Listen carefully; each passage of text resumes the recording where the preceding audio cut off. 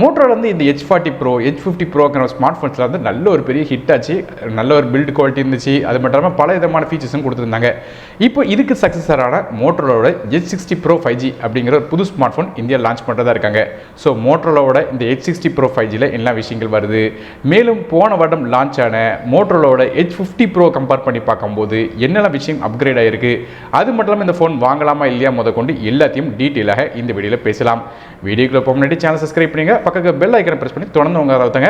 அப்படி நம்ம டெலிகிராம் மற்றும் வாட்ஸ்அப் சேனலோட லிங்க் வந்து கீழே டிஸ்கிரிப்ஷன் கொடுத்துருக்கேன், அதையும் மறக்காம கிளிக் பண்ணி ஜாயின் பண்ணிக்கோங்க. இது இப்போ ஆன்லைன் ஷாப்பிங்னு இன்னொரு டெலிகிராம் மற்றும் வாட்ஸ்அப் சேனலோட லிங்க்கும் கீழே டிஸ்கிரிப்ஷன் கொடுத்துருக்கேன், மறக்காம அதையும் கிளிக் பண்ணி ஜாயின் பண்ணிக்கோங்க. இப்போ நம்ம இந்த மோட்டோரோட H60 Proல என்ன விஷயங்கள் வருது அப்படிங்கிறத பார்க்கலாம். முதல்ல வந்து பில்ட் குவாலிட்டிலேருந்து ஆரம்பிக்கலாம். இந்த மோட்டோரோட H60 Pro வழக்கமாக மோட்டோரோட H40 Proல பார்த்த மாதிரி H50 Proல பார்த்த மாதிரி அதே பேக் சைடில் உள்ள வேகன் லெதர் ஃபினிஷிங் தான் கொடுத்துருக்காங்க. ஆனால் பேக் சைடில் வந்து வேகன் லெதரோட டெக்ஸ்சர் மட்டும் மாறுது.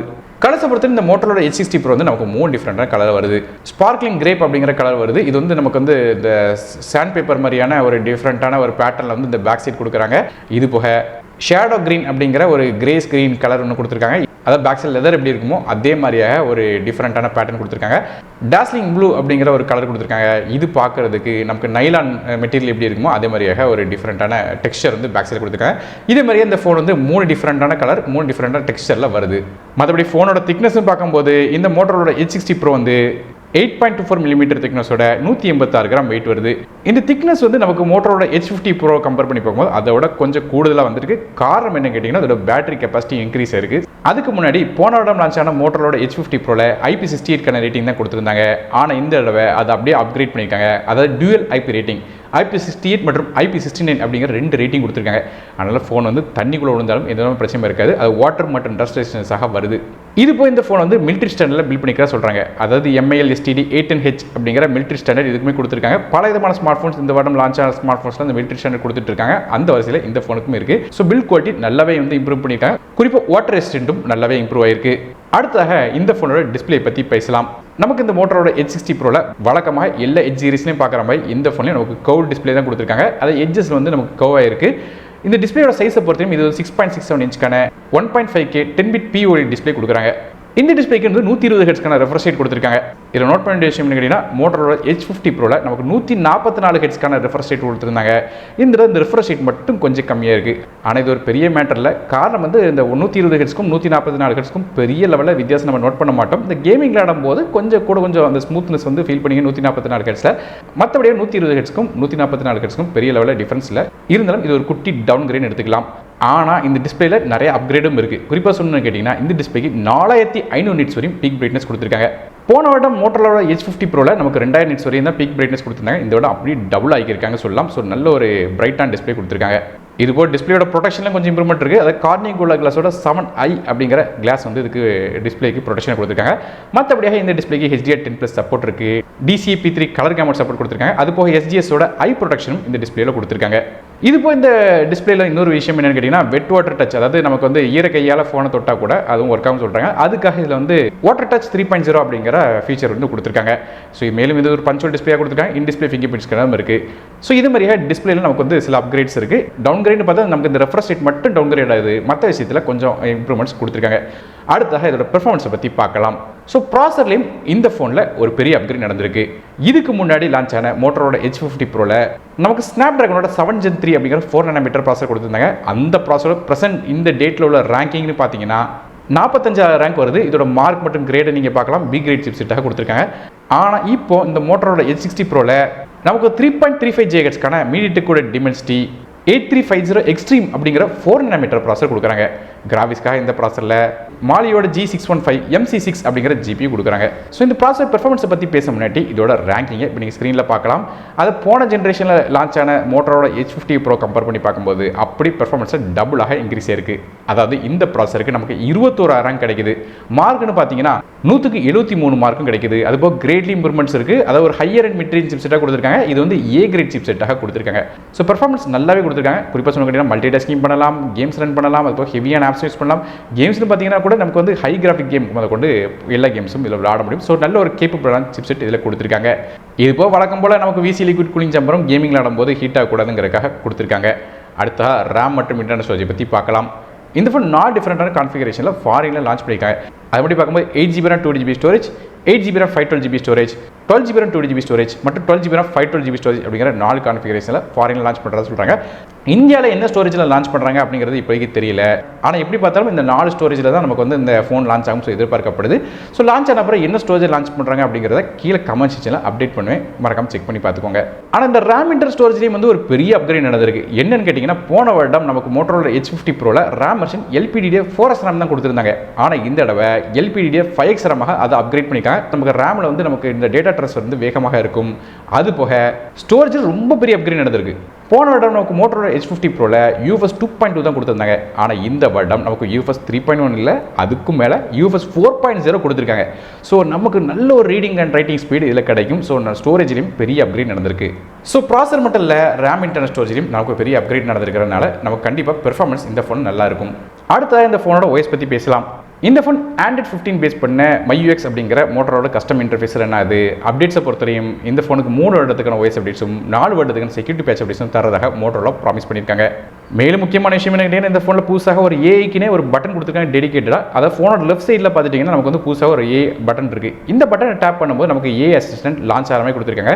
இந்த ஏஐ பட்டன் நீங்கள் கஸ்டமைஸும் பண்ணிக்கலாம். இது போல் இந்த ஃபோனில் பல விதமான ஏஐ ஃபீச்சர்ஸ் இருக்குன்னு சொல்லியிருக்காங்க. அதாவது Moto AI 2.0 அப்படிங்கிற ஃபீச்சர் இருக்குன்னு சொல்லியிருக்காங்க. குறிப்பாக சொல்லணும் கேட்டிங்கன்னா, Moto AI பிளேலிஸ்ட் ஸ்டுடியோ அப்படிங்கிற ஃபீச்சர் கொடுத்துருக்காங்க உங்களோட டாஸ்க்லாம் ஷெட்யூல் பண்ணிக்கிறதுக்கு. இது போய் ஏஐ இமேஜ் ஸ்டுடியோ அப்படிங்கிற ஃபீச்சர் கொடுத்துருக்காங்க. அது மூலமாக இமேஜ் வந்து ஜென்ரேஷன் பண்ணலாம். நீங்கள் கொடுக்குற கமெண்ட்டுக்கு ஏற்றாப்புல இமேஜ் உங்களுக்கு ரெடி பண்ணி கொடுக்கும். அதுபோல் ஏஐ சிக்னேச்சர் ஸ்டைல் அப்படிங்கிற ஃபீச்சர் கொடுத்துருக்காங்க. நீங்கள் எடுத்த ஃபோட்டோஸோட கலராக இருக்கட்டும், கான்ட்ராஸ்டாக இருக்கட்டும், இல்லை டெம்பரேச்சராக இருக்கட்டும், லைட்டிங்காக இருக்கட்டும், எல்லா விஷயத்தையும் நீங்கள் வந்து இம்ப்ரூவ் பண்ண முடியும் இந்த ஃபீச்சர் மூலமாக. இது போய் ஏஐ ஸ்மார்ட் கனெக்ட் அப்படிங்கிற ஃபீச்சர் இருக்குது. அது மூலமாக ஸ்மார்ட் ஃபோனோட ஸ்க்ரீனை வந்து லேப்டாப்லேயோ இல்லை டிவிலேயோ இல்லைன்னா மற்ற ஃபோனுக்கோ டேரெக்டாக நீங்கள் வந்து ஷேர் பண்ணலாம், டேரெக்டாக அந்த ஸ்க்ரீனை வந்து காட்டுறதுக்காக. இதுபோ மற்ற ஃபீச்சர் பார்க்கும்போது Moto Secure 3.0 அப்படிங்கிற ஃபீச்சர் கொடுத்துருக்காங்க. அது மூலமாக நமக்கு வந்து நம்ம பர்சனல் டேட்டா எல்லாத்தையும் சேஃப் கார்டாக வைக்க முடியும். அதுபோல் Moto Family 3.0 அப்படிங்கிற ஃபீச்சர் கொடுத்துருக்காங்க. அதாவது நம்ம ஃபேமிலி மெம்பர்ஸ் யாராவது நம்ம ஃபோனை யூஸ் பண்ண நினச்சாங்க அவங்களுக்கு செப்பரேட்டாக ஒரு ப்ரொஃபைல் கிரியேட் பண்ணுறதுக்கான செக்யூர் பிளேஸாக ஒரு இன்னொரு ஃபீச்சர் கொடுத்துருக்காங்க. மேலும் வழக்கம் போல் எல்லா Motorola ஃபோன்ஸ்லையும் பார்க்குற மாதிரி இந்த Moto கெஸ்டர் இருக்குது. அதாவது டபுள் டேப் ட்விஸ்ட் பண்ணிங்கன்னா இந்த கேமரா ஓப்பன் பண்ணுற மாதிரி ஃபீச்சர் மாதிரி பல விதமான ஃபீச்சர்ஸ் கொடுத்துருக்காங்க. அதுபோல் Moto Unplugged அப்படிங்கிற ஃபீச்சரும் இருக்குது. இது என்ன கேட்டிங்கன்னா, இந்த டிஜிட்டல் டிஸ்ட்ராக்ஷன் உங்களுக்கு இந்த நோட்டிஃபிகேஷன் மாதிரியான விஷயங்கள்லாம் ஆஃப் பண்ணி போட்டு ஃபோனை வந்து தொட வேண்டாம் அப்படிங்க பார்க்கும்போது இந்த ஃபீச்சர் ஆன் பண்ணிச்சிட்டிங்கன்னா ஃபோன் வந்து உங்களுக்கு தொந்தரவு பண்ணாமல் இருக்கிற மாதிரி பல விதமான ஃபீச்சர்ஸ் இதில் கொடுத்துருக்காங்க. ஸோ இது மாதிரியாக இந்த ஃபோனில் பல விதமான ஏஐ ஃபீச்சர்ஸ் அடிக்கிட்டே போகலாம், அது மாதிரி கொடுத்துருக்காங்க. அது மட்டும் இல்லாமல் நமக்கு வந்து இந்த ஃபோனில் டியூல் சிம் சப்போர்ட் இருக்குது, ஆனால் மைக்ரோ ஸ்டிக்கருக்கான சப்போர்ட் கிடையாது. அடுத்ததாக ஃபோனோட கேமராஸ் பற்றி பார்க்கலாம். பேக் சைடில் நமக்கு இந்த ஃபோனில் 3 கேமரா கொடுக்குறாங்க. மொதல் கேமரா ஒரு 50 மெகாபிக்சலுக்கான சோனியோட லிட்டியா 700C அப்படிங்கிற சென்சார் கொடுத்துருக்காங்க. இந்த கேமராக்கு ஆப்டிகல் இமேஜ் ஸ்டெபிலைஸ் சப்போர்ட் இருக்குது. அதனால் வீடியோஸ் அல்லது ஃபோட்டோஸ்லாம் எடுக்கும்போது ஷேக்கினஸ் இல்லாமல் எடுக்க முடியும். மற்றபடி ரெண்டாவது கேமராவில் ஒரு அப்கிரேட் நடந்திருக்கு. போன வருடம் Motorola Edge 50 Proல நமக்கு வந்து 13 மெகாபிக்சலுக்கான ஒரு அல்ட்ராவைட் கேமரா கொடுத்துருந்தாங்க. இந்த வருஷம் இந்த கேமராவை 50 மெகாபிக்சல் கேமரா அப்கிரேட் பண்ணியிருக்காங்க. அதாவது ரெண்டாவதாக ஒரு 50 மெகாபிக்சலுக்கான ஆட்டோ ஃபோக்கஸ் அல்ட்ராவைட் கேமரா கொடுக்குறாங்க. இது f2.0 அப்பச்சரில் வருது. மற்றபடி இந்த கேமராவில் மேக்ரோ மோட் ஷாட்ஸும் கொடுக்குறாங்க. மூணாவதாக ஒரு 10 மெகாபிக்சலுக்கான 3x டெலிஃபோட்டோ கேமரா கொடுக்குறாங்க. இது f2.0 அப்பச்சரில் வருது. மற்றபடி இந்த கேமராவில் நமக்கு வந்து 50x வரையும் டிஜிட்டல் ஜூம் சப்போர்ட்டும் இருக்குது. ஸோ இதே மாதிரியா ஃபோனோட பேக் சைடில் நமக்கு 3 கேமரா கொடுக்குறாங்க. இந்த ரெண்டாவது கேமரா மட்டும் போனோட கம்பேர் பண்ணி பார்க்கும்போது அப்கிரேட் ஆயிருக்கு. மொதல் கேமராவில் இந்த சென்சாரும் கொஞ்சம் அப்கிரேட் ஆயிருக்கு. ஸோ கேமராஸும் கம்பேர் பண்ணி பார்த்தீங்கன்னா போனோட கேமரா வச்சு கம்பேர் பண்ணி பார்க்கும்போது இந்த ரெண்டாவது கேமராவில் நமக்கு வந்து ஒரு பெரிய அப்கிரேட் நடந்திருக்கு இந்த ஃபோனில். மற்றபடியாக கேமராஸ்க்கும் பல விதமான ஏ ஃபீச்சர்ஸ் கொடுத்துருக்காங்க. குறிப்பாக சொன்ன கேட்டிங்கன்னா ஏ குரூப் ஷாட் அப்படிங்கிற ஃபோட்டோ கொடுத்துருக்காங்க. அந்த குரூப்பில் ஃபோட்டோ எடுக்கும்போது யாராவது கண்ணை மூடிட்டாலோ இல்லை திரும்பி இருந்தாலோ அது கரெக்டாக வந்து ஃபேஸ் வந்து அலைன் ஆகிற மாதிரியே ஃபோட்டோ எடுக்கும். இது போய் அடாப்டிவ் ஸ்டெபிலைசேஷன் அப்படிங்கிற ஃபீச்சர் இருக்குது. இந்த ஸ்டெபிலைஸ் இல்லாத இந்த பிளரான ஃபோட்டோஸ்லாம் கரெக்டாக ஸ்டேபிளாக எடுக்கிறதுக்கு.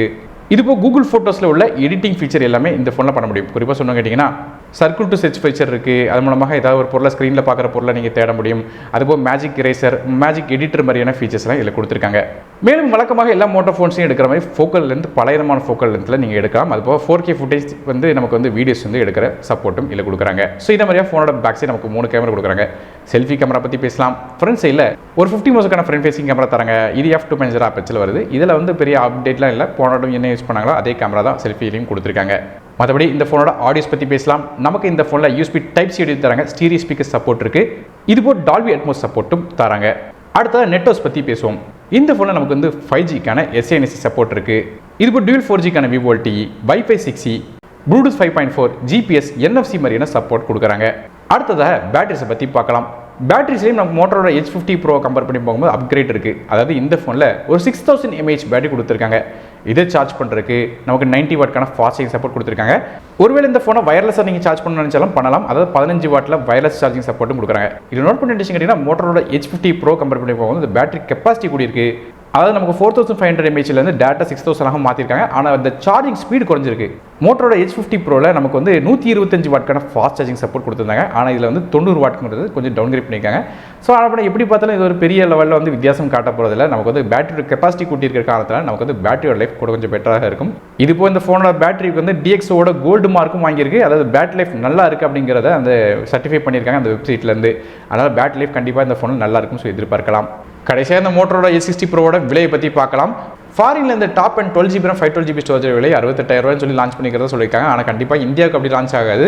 ஏன்னா நமக்கு மோட்டரோட Edge50 Pro எடுத்துக்கிட்டிங்கன்னா போன வருடம் ஸ்டார்டிங் வேரியன்ட் 31999 சொல்லி லான்ச் பண்ணியிருந்தாங்க. இந்த வருடம் அந்த பிரைசிங் வேணால் ஒரு 2000 ரூபா கூடுறதுக்கான வாய்ப்பு இருக்குது அப்படின்னு சொல்லி ரூமர் வந்துருது. ஆனால் எப்படி பார்த்தாலும் நமக்கு ஸ்பெக் வந்து கொஞ்சம் இம்ப்ரூவ் பண்ணியிருக்காங்க. குறிப்பாக சொன்ன கேட்டிங்கன்னா டிஸ்பிளேல இம்ப்ரூவ்மெண்ட்ஸ் இருக்குது, ப்ராசர் நல்ல ஒரு இம்ப்ரூவ்மெண்ட் கொடுத்துருக்காங்க. அதுபோல் UFS மற்றும் ரேம் ஸ்டோரேஜ் இம்ப்ரூவ்மெண்ட் இருக்குது. பேட்டரியோட கெப்பாசிட்டியும் அதுபோல் ரெண்டாவது அந்த அல்ட்ராவைட் கேமரா மாதிரியான விஷயங்கள் எல்லாமே அப்கிரேட் பண்ணி கொடுத்துருக்காங்க இந்த மோட்டரோட Edge60 Proல. ஸோ என்ன பிரைசிங் லான்ச் பண்ணுறாங்க அப்படிங்கிற இன்ஃபர்மேஷன் இப்போதைக்கு தெரியல. இந்தியாவில் லான்ச் ஆன பிறகு எந்த பிரைசிங் வருது அப்படிங்கிறத கீழே வந்து கமெண்ட் செக்ஷனில் ரேம் மற்றும் இன்டர்னல் ஸ்டோரேஜோட சேர்த்து அப்கிரேட் பண்ணி போய் மறக்காம செக் பண்ணி பார்த்துக்கோங்க. மேலும் இந்த ஃபோன் நீங்கள் வாங்கணும்னு நினைச்சீங்கன்னா இதோட பை லிங்க்ஸ் வந்து டிஸ்கிரிப்ஷன் கொடுத்துருக்கேன். டேரக்ட் அதை கிளிக் பண்ணி இந்த 3 ஃபோன் என்ன கலர் பிடிக்குதோ அதை டேரக்டாக கிளிக் பண்ணி வாங்கிக்கலாம். ஸோ ஓவராலாக பார்க்கும்போது மோட்டரோட Edge60 Pro நல்ல ஒரு அப்கிரேட் மாதிரி தான் தருது. ஸோ நீங்கள் இதை பற்றி என்ன நினைக்கிறீங்க அப்படிங்கிறத கீழே கமெண்ட் செக்ஷன் மென்ஷன் பண்ணுங்கள். வீடியோ பிடிச்சா ஒரு லைக் கொடுத்துங்க. உங்கள் ஃப்ரெண்ட்ஸ் ஃபேமிலிஸ்க்கு ஷேர் பண்ணி விடுங்க. நானும் டெக் இந்துக்காக மற்றபடி சந்திக்க நன்றி, வணக்கம்.